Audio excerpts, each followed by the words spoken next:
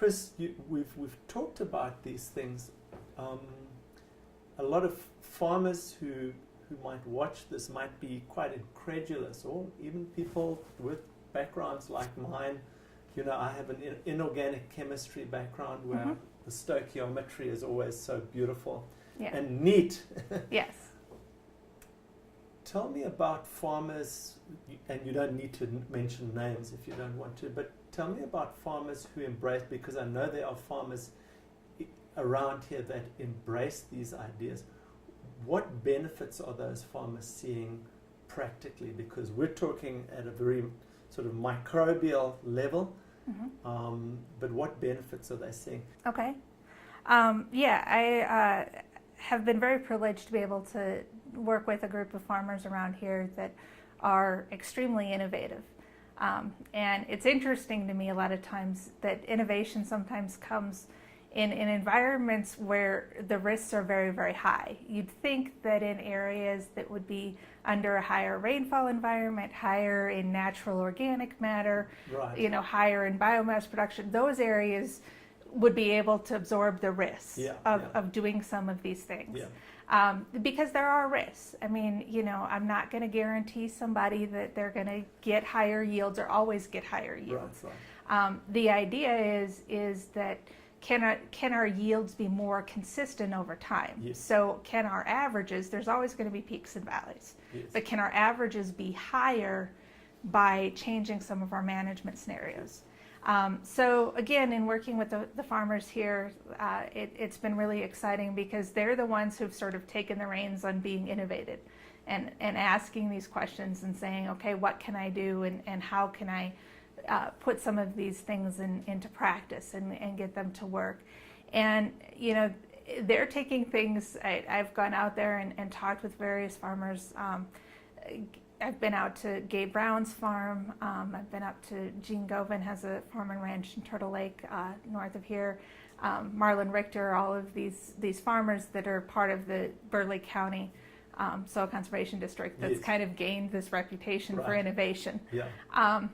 And so I've been out there, and it sort of is a thing. Sometimes I laugh because I end up challenging them a little bit. They sort of challenge me and say, okay, what more could we do? And so I'm like, okay, well, you could try this.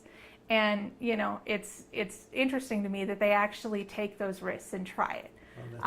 And so they're very much centered on this goal of figuring out ways to maintain the long-term consistency of their crop and livestock production systems.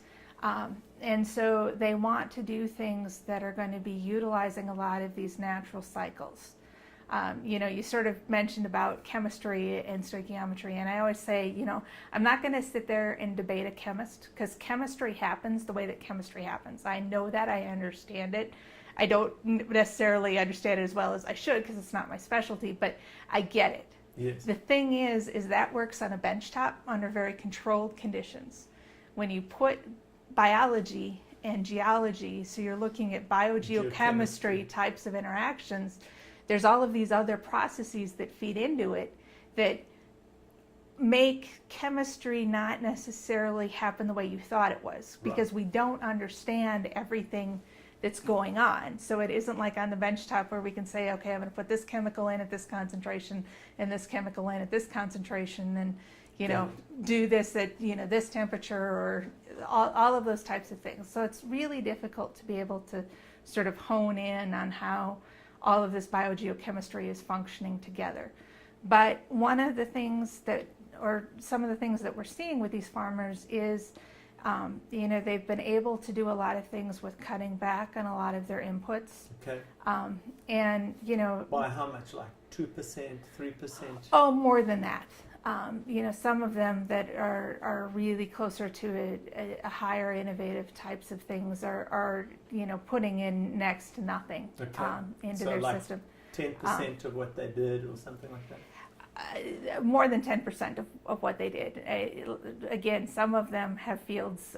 Gabe Brown, I know, has some fields he doesn't put any fertilizer on. Oh my goodness. And he gets good, and he consistent gets yields. good, consistent yields. Goodness gracious. And that's what some of these farmers are doing. And, by increasing the diversity and increasing how the system is functioning, again, we may not understand all of the things that are functioning there, but we can see that there's something going on here. And it's getting us to this point of utilizing all of these different processes. You have, free living nitrogen fixers. So even if you don't have a legume in the system, you're increasing the population of those and getting more nitrogen fixation.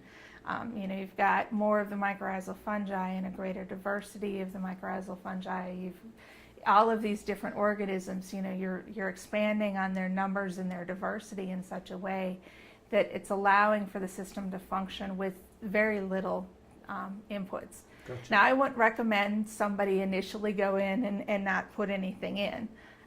When I'm doing experiments in the laboratory, I'll do that because I want to stress the plant to the maximum, and I'm not worried about yield. Yes, right. Because I'm doing a laboratory experiment to try and increase my microbial populations so that I can do various measurements on them. I'm not worried about my yields in those cases.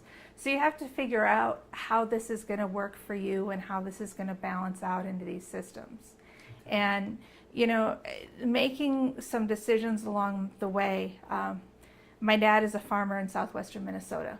It's interesting how things have changed. And I would talk to my dad about, mycorrhizal fungi and some of these innovations and all of that.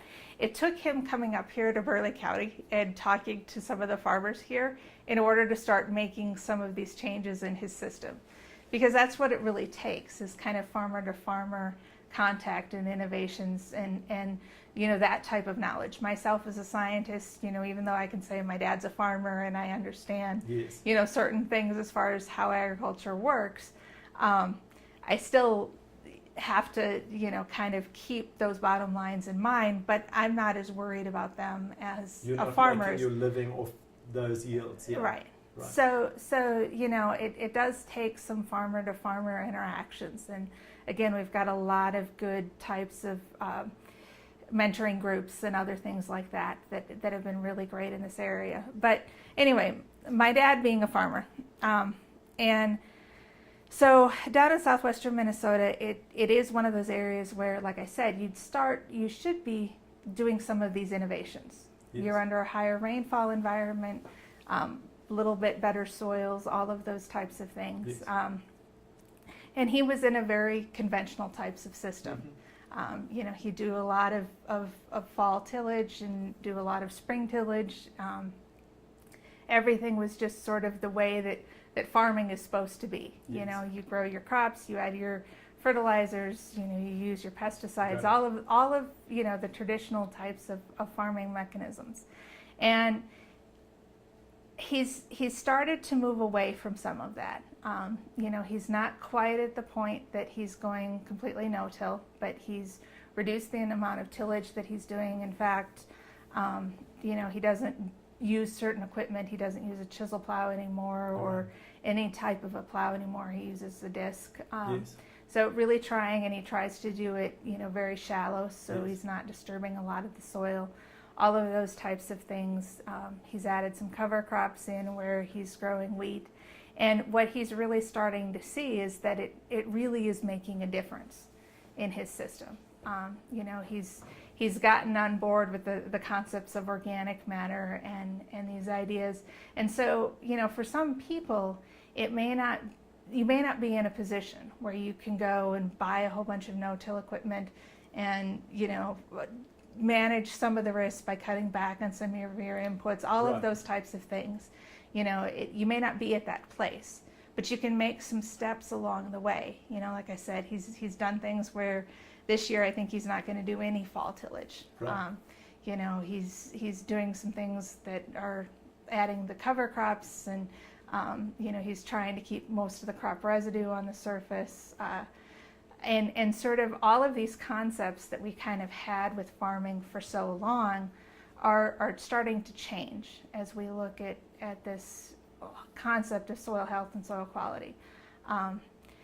I've referred to it, and I know some others have referred to it, kind of the next green revolution is a brown revolution. It's a soil revolution. We have to. I think I've heard you say it. Yeah. It's a brown revolution. It's a brown revolution. Yeah. Yeah. We have to focus on that soil environment, because when I first came here, it was really interesting.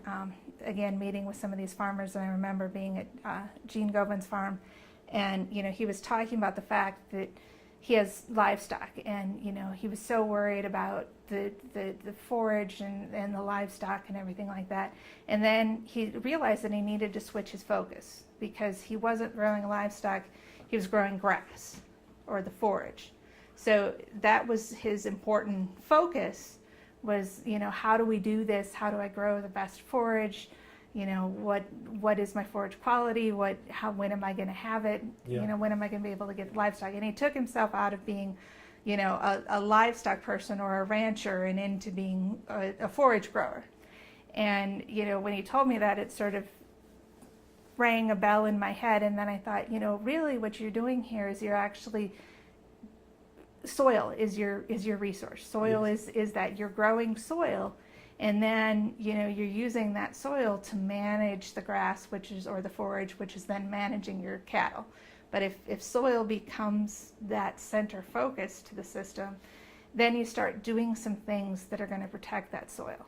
So it's not just a sort of a pure scientific approach, but it's also a philosophical approach to what soil is. Yeah. So as opposed to, say, soil being a medium to grow plants, we're looking at soil as what? Soil is a resource. It's one of our most important resources that out there. We worry a lot. When I talk to people, I say, we worry a lot about resources. We talk about oil and Yes. coal and all of these things. We can always find other things to produce energy from. Yeah. We have a certain limit, which is a shrinking limit on soils. As populations expand, urban growth expands, all of those types of things are limiting our soil environments Yeah. for crop production, Right. making them smaller and smaller. And that's a resource we can't get back. Yeah. So that needs to be that major focus. It needs to be that it's the thing that's going to allow you to be able to grow your crops. Right. Or to produce your livestock. It's that center type of an environment. And that's how, kind of the focus needs to be. And as you said, it's a very much a sort of social thing too. There's a lot of issues with farmers trying to change management production systems, and, concerns, how's this going to look to my neighbors? How is this going to, play out here? A little bit of peer pressure. Yeah. And so, you don't have to start with a field that's right along the highway. You can start with some other field that's in the middle of your farm that they don't necessarily see, and then start seeing what's happening. And then as you start seeing what's happening, your neighbors are going to start asking questions about, what your yields were, and you can tell them and talk about what you used for inputs and how you did those types of things. So you're working to try and combat some of the social aspects and the peer pressure types of aspects within these production systems. And I think there's a lot we can do, and a lot further that we can go in working with farmers. And again, these mentoring groups, farmer to farmer interaction is incredibly important to be able to get that going.